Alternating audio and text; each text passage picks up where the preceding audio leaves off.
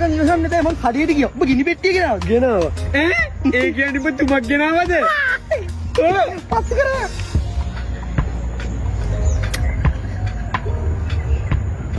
මේ මොකද්ද බල්ලෝ මේ? මේ මොකද්ද කියන්නේ මම ගියා කඩේට. කඩේක තනිකර මත්ද්‍රව්‍ය විරෝධිකේ. උගේ කඩේ මුකුත් නෑ. තිබ්බේ මචං තුම දාන જાතියකට හඳුන් කුරු විතරයි. අරන් ආව මට බෑ අමාරුයි බා.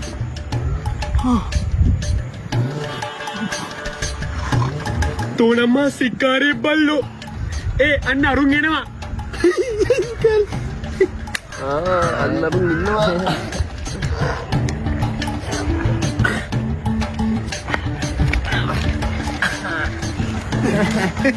මෙච්චරලා මොකද්ද බල්ලෝ කරේ? මූට සික් එක වැඩිලා යමු හඳුන් කුරුදු මැද්දේ. අපි පොලිසියට අහුවෙන්න ගියානේ. තව පොඩ්ඩේ මාර්ගයේසේ කොයි වෙන්නේ? කෑල්ල විසික් කරලා ආවේ නෑනේ. පිස්සුද විසික් කරොත් හොයාගන්න බෑනේ. මං කටේ දාලා ගිල්ලා. ඒ අඩෝ එහෙම යන්නේ නෑ බං. මං ඒක උදේට අරන් දෙන්නම් බං. උදේට ගහන්න ඕන නම් අද ගිහලා කණීට බං යයි මේක දාපන්. තාම නෑ. තාම දාන්නේ. යකෝ තාම නැති වෙන්නේ කොහොමද බං? යකෝ බෝතලේ ඇතුළට අරුණු පෙති පහක් දැම්මා. තටමපන් හොඳට. තටමපන්.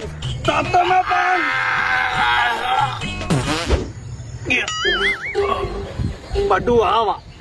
අතවනෙට නම් ගාන. තව එකෙක් වැඩි වුණා නම් ආතල් කුඩු. නැත්තම්. බොක්ක කපලා ගහන්න නේ හැදුවේ. හරි තුන ගාලා යවමුකෝ.